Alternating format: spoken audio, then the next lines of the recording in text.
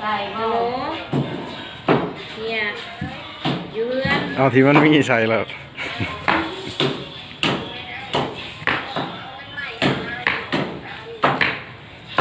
มึงอยู่บ้านบ่ซื้อไปบ่ไปเบ็ดบ่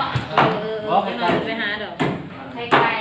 ไปซื้อมาบ่กูไปซื้อเอาอยู่มาเนี่ยซื้อมาต้มมาบ่เอาไม่ตรงมาดิ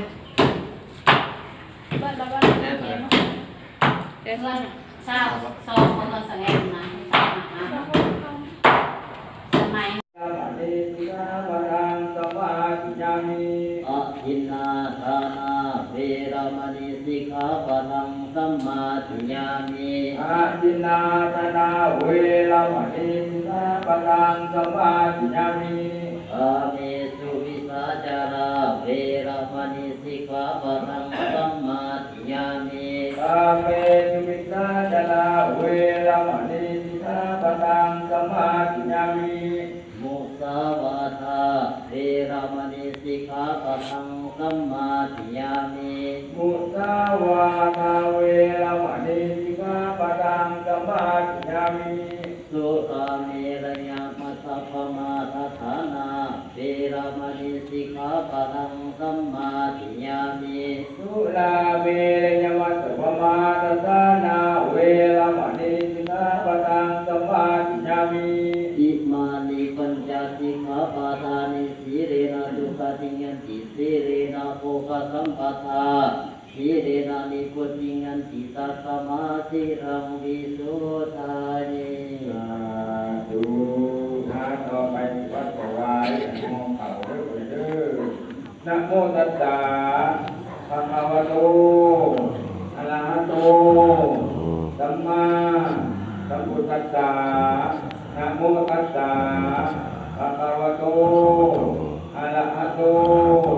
สัมมาสัมพุทธัสสะนะโมตัสสะภะคะวะโตอะระหะโตสัมมา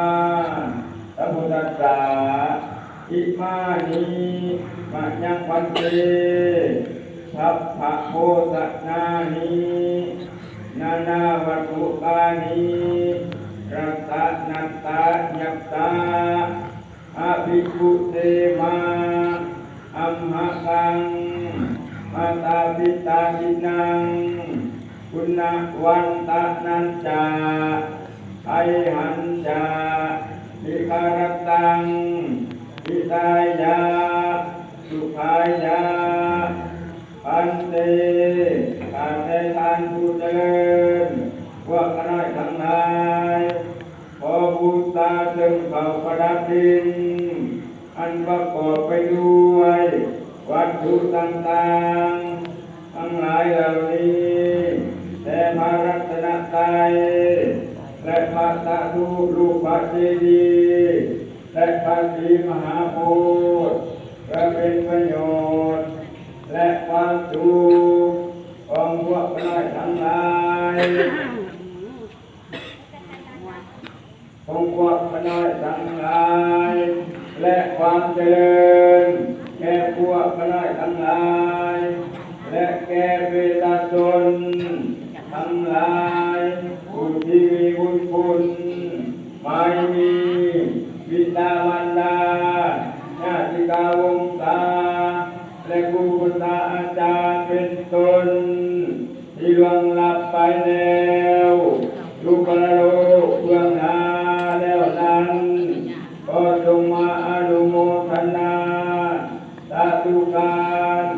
เอาผลทานเกิดภูมิน้อยทั้งหลายทุกคนทุกคนนั่นขอการเดินสาธุสาธุสาธุปาริสุทโธอนุโมทามิกายเยนวจานวเจตัสสวะโพเทภุกัมมังปะกตังมายยังโพโตปฏิกันนันตุอัจจ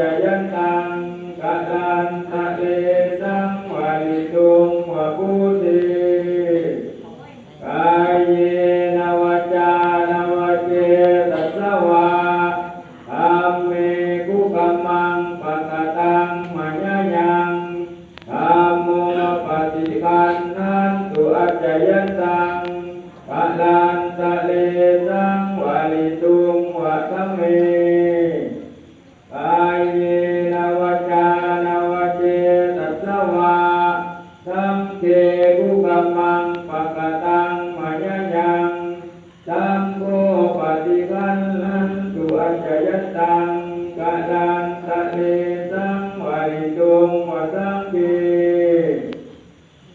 พักผ่อนเด้อผอมไม่ออกเด้อเกี่ยมน้ำจากไปเด้อจักขาวาริวะหาปุราปุเรนติสาครังเอวเมวะอิโตจินังเปตานังอุปกปติกิสิตังปัสสิตังตุมังคิปะเมสันตุสัพเพปเรตุสังกาปาจันโทปนารโสยะธามณิโสติราโสยะธาวิวัชชันตุสัพพะโลกโควินาศสันตุมาเตภวันวันตรายโยสุขีทีคายุโกภวะอภิวาทนาสิเนตเนจังวุฒาปัจจายโนจัตตังธรรมาวัฏันติอายุวันโนสุขังภาลังญาติน้ำเด้ออาทาชิเมอากาชิเมยาจิเมตัสสะภะจะเมเกตันนังสักกินังทัตตามุเพกตมนุสาลังนาหิยุญญังวะทุโกวัญญาวัญญาปะเอเกวานานาตังเกตานามัตถญาเอวังปิตัมปิญัญชโยอายัญจะโคสักกินนาสังฆามิสุปฏิทิตาทิคารักตังหิตานัสสะตานาโสโสยาติธัมโมจะอายังมิสัตถิโตเกตานามุสัจจะตาตาอุราลาภารัญจะภิกขุนัมมานุปะตินังตุเมปุญญังปัสสุตังอานาปะคันติปัตตาจานิทุกขปัญญาปัตตาจานิปัญญาทุกขปัตตาจานิทุกขาวัตถุสัพเพปิปามิโนเอตวัตตาจามิสัพพะตังนังสัพเพเทวะอนุโมทัสสุเมตตาการุณาโมทิกาอุเบกขาสัพเพสัตตาสุขิตาหุตุสัพเพสัตตาอวิราหุตุสัพเพสัตตาปัญญาปัสสาหุตุสัพเพสัตตาอนิวาหุตุสัพเพสัตตาสุขิอัตตนังปาริหารันตุสุขิสุขิ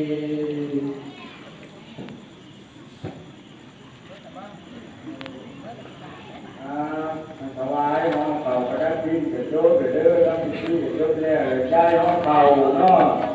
ย้ายห้องเป่าแหละไปย้ายที่ด้านใต้เรื่องคงมาเรียนทั้งโค้งเด้อไปได้ทั้งกระจายทั้งอยู่มันดูคนเด้อไปทั้งอยู่นะเนาะ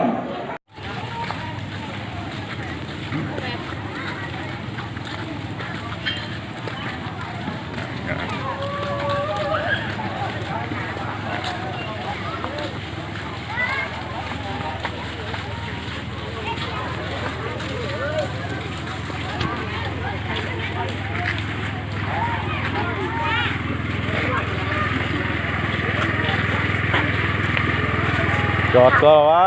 จอดนะไอ้ก็ต้องมีเล็กเจ้าเบอร์ด้านมันตัวตรงนั้นนอน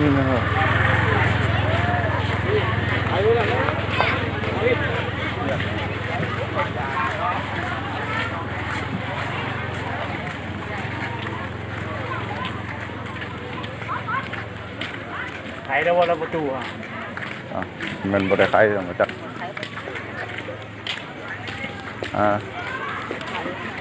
ใครดูอ่ะ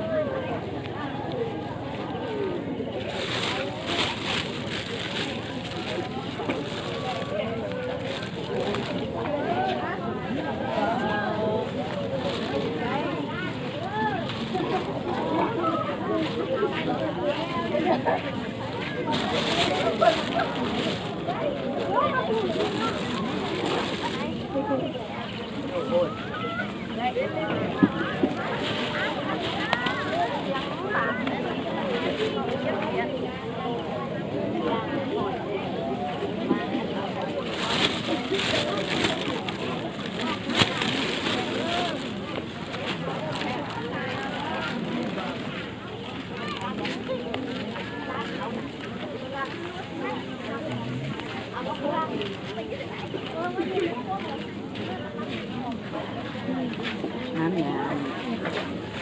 อายุ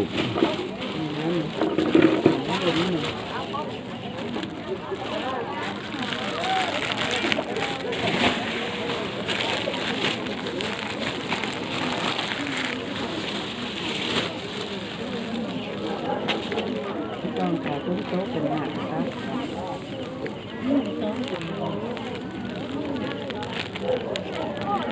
ไปงาน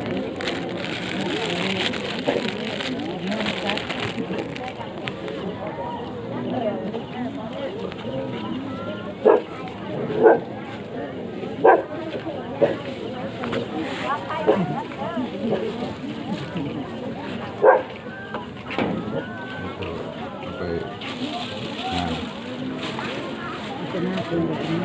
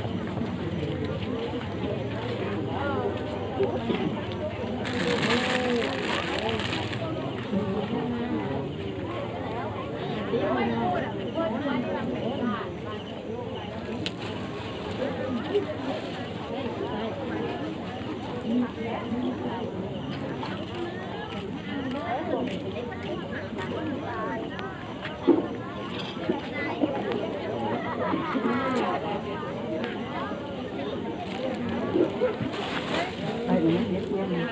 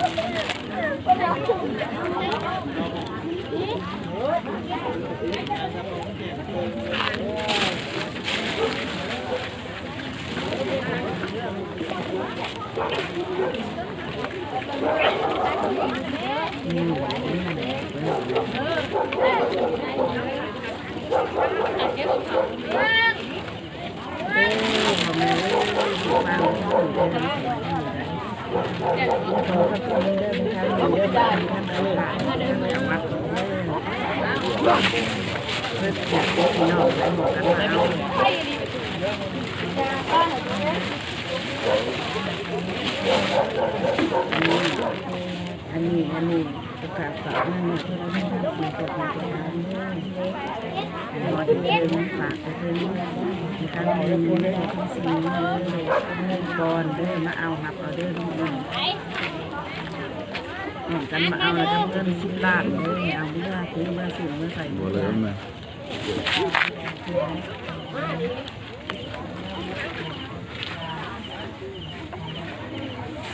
เอาเด้อทางนี้เด้อทางขาขาดทางขาวัดเด้อบนต้นไทรได้